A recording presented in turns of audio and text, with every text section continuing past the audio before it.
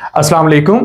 Federal public service commission की तरफ से एडमिनिस्ट्रेटिव जॉब्स एजुकेशन डिपार्टमेंट में अनाउंस की गई डिप्टी हेडमिस्ट्रेस जो कि 19 स्केल की सीट है, असिस्टेंट हेडमिस्ट्रेस जो कि 18 स्केल की सीट्स हैं और इन दोनों सीट्स पर फीमेल्स अप्लाई कर सकती हैं। थर्ड सीट अनाउंस की गई वाइस प्रिंसिपल की, ये भी 18 स्केल की सीट है लेकिन इस पर मेल अप्लाई कर सकते हैं।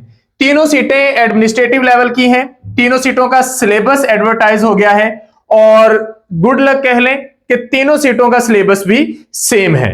तो आज की इस वीडियो में हम डिस्कस करेंगे कि किस तरीके से आप इनकी तैयारी कर सकते हैं, कौन से रिसोर्स मटेरियल्स हैं जिनको कंसल्ट करना बहुत जरूरी है और किस हद तक तैयारी होनी चाहिए, कितना इन डेप्थ आपको स्टडी करनी पड़ेगी कि आप लोग इस सीट को सिक्योर कर सकते हैं, इस अपॉर्चुनिटी को अवेल कर सकते हैं।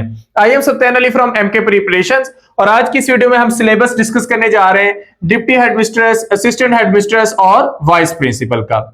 तो सबसे पहले नंबर ऑफ पोस्ट हम देखते हैं। डिप्टी हेडमिस्ट्रेस की 13 पोस्ट हैं, असिस्टेंट हेडमिस्ट्रेस की 25 और वाइस प्रिंसिपल की 10 पोस्ट हैं। ये सारी जो सीटें हैं ये फेडरल पब्लिक सर्विस कमीशन की तरफ से अनाउंस हुई और इनका जो स्केल है वो भी एक हैंडसम स्केल है, अच्छा स्केल है, जिस पर आपकी सिलेक्शन होने के बाद आपको एक अच्छी पे मिलेगी, अच्छा पैकेज मिलेगा। सिलेबस की बात करें तो 2 पेपर्स होने हैं। दोनों पेपर्स 100 मार्क्स के हैं तो 200 मार्क्स के पेपर होंगे। क्वालिफाइंग स्टैंडर्ड जो है वो 50% है तो आपको 50% जो स्कोर है वो लेना पड़ेगा। नेगेटिव मार्किंग भी होनी है तो 0.25 पर रॉन्ग आंसर ये नेगेटिव मार्किंग होनी है। तो सबसे पहले हम इसका पेपर 1 का सिलेबस देखते हैं। पेपर 1 के सिलेबस में 2 हिस्से हैं। पार्ट 1 इंग्लिश है जिसमें से 50% एमसीक्यूज आने हैं।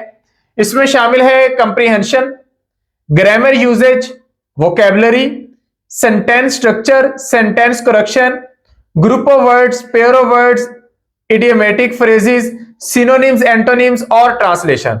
अगर देखा जाए तो इसमें लिंग्विस्टिक्स के हर पहलू को कवर करने की कोशिश की गई है। तो इसका मतलब यह हुआ कि सबसे पहले आपको इंग्लिश का जो सब्जेक्ट है ये स्ट्रॉन्ग करना पड़ेगा। आपने अपनी रूटीन कोर्स ऑफ स्टडीज में जितनी इंग्लिश पढ़ी है वो इसके लिए काफी नहीं होगी। आपको ज्यादा डिटेल में जाना पड़ेगा, आपको प्रिसाइजली पढ़ना पड़ेगा, आपको एग्जैक्ट जो वैल्यूज हैं या कह लें क्लासिफिकेशन है मुख्तलिफ ग्रामर की टर्म्स की, आपको उस लेवल पर जाना पड़ेगा। तो अगर आप उसमें कुछ कमी छोड़ते हैं, आप बेसिक लेवल की चीजें करते हैं तो डेफिनेटली आप मिस्टेक्स करके आने वाले हैं। तो इसका मतलब यह हुआ कि इंग्लिश की जो 50% वेटेज है इसको कवर करने के लिए आपको भरपूर तैयारी करने की जरूरत है। और एक बात बहुत अहम है कि ये जस्ट ये टर्म सुनने के बाद आप कहें कि मुझे सेंटेंस बनाना आता है, मुझे पार्ट्स ऑफ स्पीच आता है, ये काफी नहीं है, क्योंकि उसके अंदर फिर जो फर्दर डिटेल्स का एक लेवल है उस लेवल को अचीव करना बहुत जरूरी है।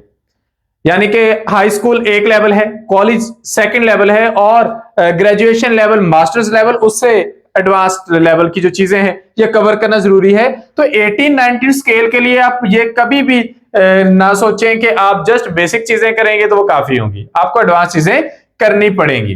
दूसरे नंबर पे जो सेकंड पार्ट है पेपर 1 का वो टीचिंग मेथडोलॉजी का है और इसमें हेडिंग्स क्लियरली बताई गई है। Teaching methodology, elements of curriculum, curriculum development process, classroom communication, classroom assessment and evaluation, types of test and characteristics of a good test, research instruments.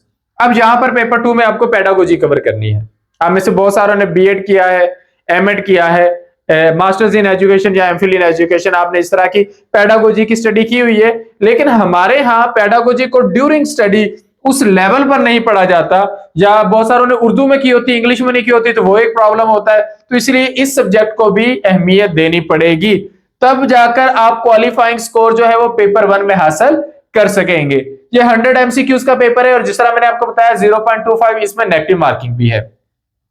Paper 2 की बात करें तो ये भी एमसीक्यूज बेस्ड है, लेकिन ये स्पेशली प्रोफेशनल लेवल का पेपर होगा। इसमें पेडागोजी फर्दर डिटेल में होगी, यानी कि हमने पीछे अगर बेसिक टॉपिक्स किए हैं तो यहां पर कुरिकुलम डेवलपमेंट से लेकर एजुकेशन की बेसिक्स, फाउंडेशन से लेकर सारी इवैल्यूएशन टेक्निक्स और टेक्सोनोमीज और असेसमेंट सिस्टम सारे आपको इसमें करने पड़ेंगे। तो अगर आप यहां पर डिटेल्स देखें तो फाउंडेशन ऑफ एजुकेशन के अंदर ही आपको फर्दर बहुत सारी हेडिंग्स जो है वो मिल जाती हैं। लाइक एजुकेशनल प्रोसेस की हेडिंग है, role of education in nation building, national cohesion and integration, character building, human resource development, world peace and prosperity. अब अगर आप इस एक हेडिंग को देखें ना, तो इस हेडिंग में एजुकेशन की एप्लीकेशन सारी जो है वो इंक्लूड की गई है।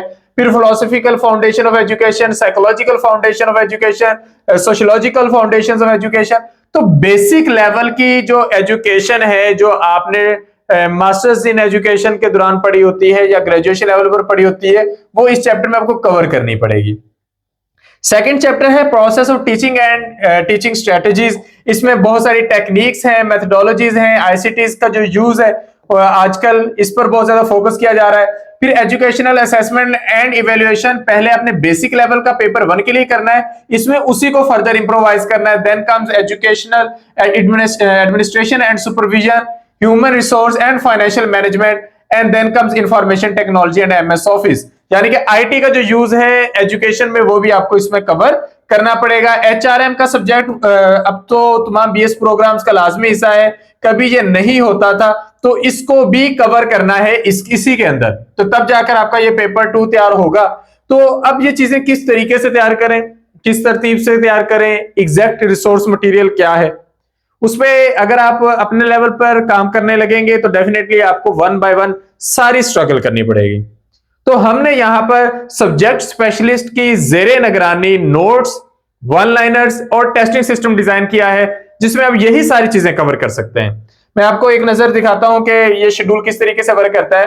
फॉर एग्जांपल पेपर 1 में हमारे पास जो है इंग्लिश जो है इसकी वेटेज अगरचे पेडागोजी के बराबर है, लेकिन इंग्लिश में क्या है कि ओवरलैपिंग नहीं है पेपर 2 के साथ, जबकि पेडागोजी में क्या है कि पेपर 2 और पेपर 1 में बहुत सारी चीजें जो है वो ओवरलैप करेंगी। तो इंग्लिश के पैरेलल पेपर 1 का पेडागोजी का पोर्शन और पेपर 2 के टॉपिक्स जो हैं वो इसके पैरेलल रन किए जाएंगे, ताकि आपकी इंग्लिश की तैयारी भी बेहतरीन होती रहे, एजुकेशन, पेडागोजी, प्रोफेशनल लेवल की जो सारी स्टडीज हैं वो आपकी कवर हो सके। तो हम अपने सेशन में इंशाल्लाह ये सारी चीजें कवर करने जा रहे हैं। तो असिस्टेंट हेडमिस्ट्रेस, डिप्टी हेडमिस्ट्रेस और वाइस प्रिंसिपल की तैयारी के लिए न्यू सेशन का आगाज हम 10 अक्टूबर से कर चुके हैं। इस सेशन को ज्वाइन करने के लिए आप इन नंबर्स पर रब्ता कर सकते हैं। 2 मंथ्स का ये क्रैश टेस्ट सीरीज का सेशन है, 6000 फी है। इस फी में आपको वीडियो लेक्चर्स प्रोवाइड किए जाएंगे जो सब्जेक्ट स्पेशलिस्ट हमारे टीचर्स ने तैयार किए हैं, रिसोर्स मटेरियल प्रोवाइड किया जाएगा, तो आपके प्रॉपर गूगल फॉर्म पे टेस्ट होंगे, टेस्ट डिस्कशन होगी, एक एक चीज कवर की जाएगी। और डिस्कशन मेथड से चीजें जो हम सीखते हैं उससे बेहतर तरीका ही कोई नहीं होता। तो इंशाल्लाह ये 2 मंथ के अंदर ये सारी चीजें कवर हो जाएंगी। सेशन को ज्वाइन करने के लिए आप इन नंबर्स पर रब्ता कर सकते हैं, 0333260545 एंड 034244700091।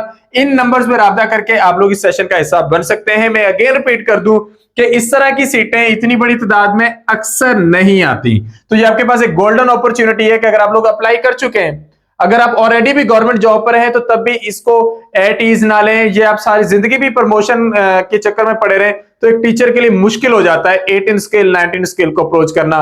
तो आप लोगों को अब एक डायरेक्ट अपॉर्चुनिटी मिल रही है, तो मुझे समझ नहीं आता कि आप क्यों इसको अवेल नहीं करेंगे, आप क्यों इस पर लेजी होंगे। तो इस तरह के कोई चांसेस नहीं है। तो अगर आपने इस जॉब पर अप्लाई कर दिया है तो डेफिनेटली आप लोग अपना बेस्ट पुट करने जा रहे हैं। 2 मंथ की बात है, 2 मंथ में इंशाल्लाह अगर आप लोग अपनी एक बेस्ट एफर्ट करके देख लेंगे, प्रॉपर कंसिस्टेंसी के साथ, मोमेंटम के साथ, खुद तैयारी करें, सेशन का हिस्सा बने, बुक रीडिंग करें, जितना भी आप मैक्सिमम काम कर सकते हैं वो आप करें। आप दूसरों से बेहतर करने की कोशिश करें, अपने रिसोर्सेज यूज करें, और एक सेशन का जब आप हिस्सा बन जाते हैं तो फिर आपके पास रिसोर्सेज भी खुद आना शुरू हो जाते हैं। आपको वो चीजें, वो आइडियाज पता चलते हैं जो एक कैंडिडेट को घर बैठे नहीं पता चलते। तो इस एक लेवल पर आकर आप उनसे एक स्टेप आगे आ जाते हैं। तो हमने इन सीटों पर सिलेक्शन के लिए क्या करना है, हमने सब अप्लाई करने वालों से एक स्टेप आगे आना है। तो इसलिए आप लोग इन टाइम सेशन ज्वाइन कर लें, फिर लेट सेशन ज्वाइन करेंगे तो डेफिनेटली आपको 2-3-4 टेस्ट जो हो चुके होंगे उनका डाटा फिर मिल जाएगा। लेकिन इन टाइम ज्वाइन करेंगे तो डेफिनेटली आप लोगों को टाइम ज्यादा मिलेगा तैयारी के लिए। तो सेशन ज्वाइन करने के लिए आप इन नंबर्स पर रब्ता कर सकते हैं। उम्मीद है आपको सारी बात समझ में आई होगी। फिर भी अगर आपकी तरफ से कोई क्वेश्चन हो तो आप कमेंट सेक्शन में पूछ सकते हैं। Thank you, Allah Hafiz.